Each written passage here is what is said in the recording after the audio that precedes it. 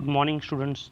Ninth standard chapter 3 में हम study कर रहे हैं आगे what is an atom. Okay, so today we will be studying about atoms in a bit detail. Okay, चलो। An atom, what is an atom question is this. So any and everything, जो आप धूप में एक small सा particle देखते हो, matter, वो टू कॉन्क्रीट, ठीक है, concrete surfaces, metals, all kind of metal, all kinds of non metal, gas and everything, इन सब का बेसिक यूनिट क्या होता है? एटम्स। एटम्स यानी आप इसको इस तरीके से भी एग्जांपल समझ सकते हो। हनी बी का पूरा स्ट्रक्चर देखो कभी, और ए बिल्डिंग। ओके, ईच, जैसे बिल्डिंग स्मॉल स्मॉल हाउसेस से मिलके बनी होती है, स्मॉल स्मॉल रूम्स से, sorry. So accordingly, an element or a substance is made with large number of small atoms. Okay, ये atoms मिल के molecule बनते हैं and then large number of molecules come together to form a substance. Okay, so atoms are very much small and they are basic and building block of anything. Okay, so how much small they are or how big an atom is, ठीक है, इसके लिए आप नीचे दिया गया है table, comparison के लिए देखते हैं हम। ओके, सो ये पूरा टेबल है हमारे पास। देखिए, एटॉमिक रेडियस, एटॉमिक रेडियस यानी suppose this is an atom, एक, सो रेडियस उसका कितना होगा? Atomic radius is measure in nanometers. Nanometer means 10⁻1 divided by 10⁻9, यहाँ पे लिखा हुआ है सिंपली 1 डिवाइडेड बाय 10⁻9 मीटर, मतलब 1 अपॉन और फिर 9 ज़ीरोस, सो ऑन। ओके, इतना स्मॉल होता है 1 अपॉन 10⁻9 या 1 नैनोमीटर। ओके, सो इतना स्मॉल रेडियस होता है। और ये हमें रिलेटिवली कंपैरिजन के लिए दिया हुआ है। ओके, ओके, सो कंपैरिजन के लिए दिया हुआ है। देखिए, फ्रॉम द बॉटम से समझने की ट्राई कीजिए। An apple is about 10⁻1। 10⁻1 मतलब 1 upon 10। Okay, 10, n and is about 10⁻3। 10⁻3 यानी 1 अपॉन 10⁻3। ओके, जैसे यहाँ पे 1 अपॉन 10⁻9 है, वैसे 1 अपॉन 10⁻3 का साइज़ होगा एक एंट का, मतलब ऑलमोस्ट 1 mm, 1 मिलीमीटर। ओके, 1 मिली, सॉरी, चलो नहीं लिख पा रहे हैं, but 1 10⁻3 means almost 1, sorry, almost 1 millimeters in size. Okay, so grain of sand is even smaller than that, or 10⁻⁻4। molecule of hemoglobin जो हमारे बॉडी में है, it is about 10⁻⁻8। so molecule of water is 10⁻⁻9 and atom of hydrogen is 10⁻⁻10। now atom of hydrogen is the smallest element that we have। Okay, hydrogen element. So इसका size कितना है? Around 10⁻⁻10 metre का radius है। So it is that small. Okay, so ये comparison मिला आपको। So what is an atom? Atom is a building block of anything. Okay, और atom का साइज़ इज़ अबाउट 10⁻⁻, नैनोमीटर्स में होता है, 10, दैट इज़ 1 अपॉन 10⁻9 मीटर्स। और हाइड्रोजन एटम का साइज़ 10⁻10 यानी कि 1 अपॉन 10⁻10 के साइज़ में होता है। Okay, so this is how it looks when we use modern day infrastructure to see an atom. Okay, large number of atoms इस तरीके से हमें दिखते हैं। So now what are the modern day symbols of atom of different element? ठीक है, अब देखिए, ये जो पुराने ये जो सिंबल्स हैं ये ओल्ड टाइम सिंबल्स हैं, यानी कि पुराने टाइम में जो साइंटिस्ट यूज़ कर रहे थे फॉर एलिमेंट्स।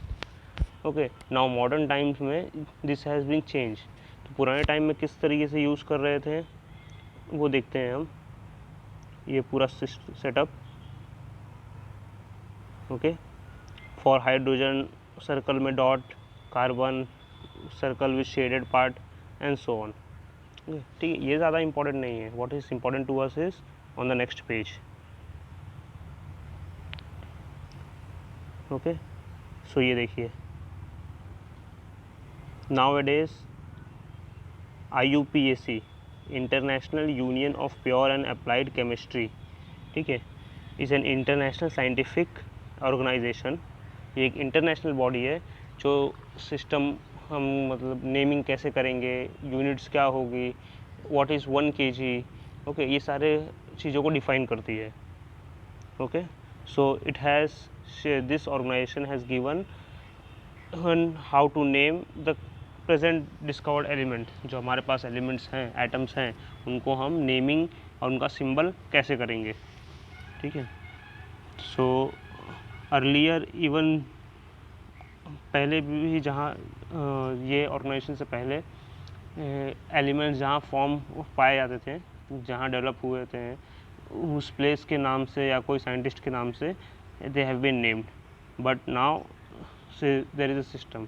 ओके, सो अब जो हमारे पास ऑलरेडी प्रेजेंट एलिमेंट हैं, जैसे हाइड्रोजन को हमने H से रिप्रेजेंट किया, एल्यूमिनियम।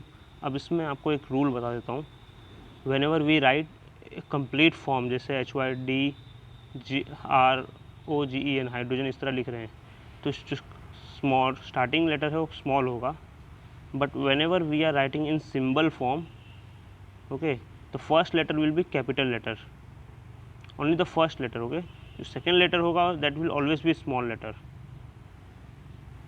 इन सिंबल फॉर्म।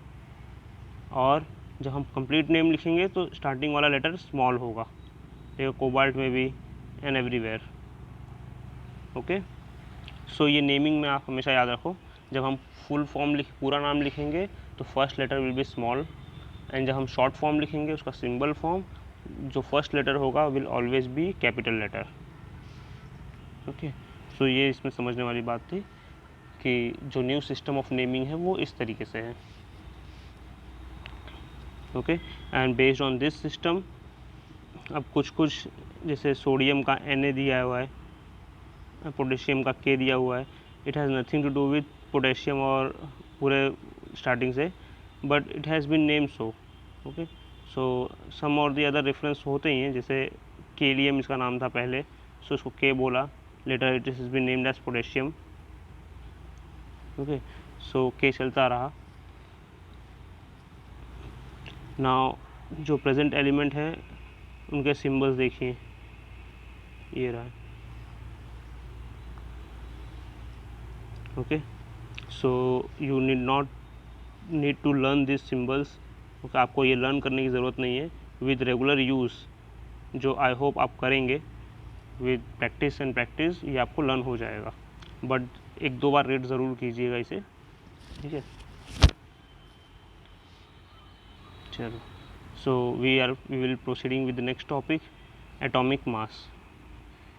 अगेन इसके अंदर दिया हुआ है कि how earlier scientist use to find out mass.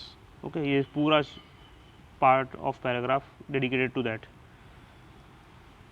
Okay, Dalton ने किस तरीके से निकालने की कोशिश की, लॉ ऑफ कांस्टेंट प्रोपोर्शन आया, डाल्टन ने दिया, so scientist began to, based on this law scientist began to search for masses. Okay, हर एक एलिमेंट का कितना मास होता है, हर एक एटम का, सो रिलेटिव मास उन्होंने फाइंड आउट करना चालू किया। ओके, फिर as the process develop they have taken oxygen as a reference element, and इसके बेस पे इससे बाकी लोग का रिलेटिव मास निकालना स्टार्ट हुआ, but the problem was that इसमें बहुत सारे एलिमेंट के मास रेशो में आते थे, and were not that accurate, क्योंकि कई सारे सब्सटेंस के साथ में ऑक्सीजन कंपाउंड नहीं भी फॉर्म करता है और बाकी बहुत सारी चीज़ों के साथ में करता भी है. So again IUPAC has come up and उन्होंने रीडिफाइन किया सिस्टम को. पहले तो फर्स्ट चेंजेस उन्होंने क्या बोला, earlier it was atomic mass unit. Okay, earlier it was atomic mass unit, AMU से कहा जाता था. Now IUPAC recommended it is now written as unified mass unit. Okay, so first change is AMU से unified mass symbol U किया. Okay, so what is ये कैसे इसको define किया, नेक्स्ट पेज पे देखते हैं.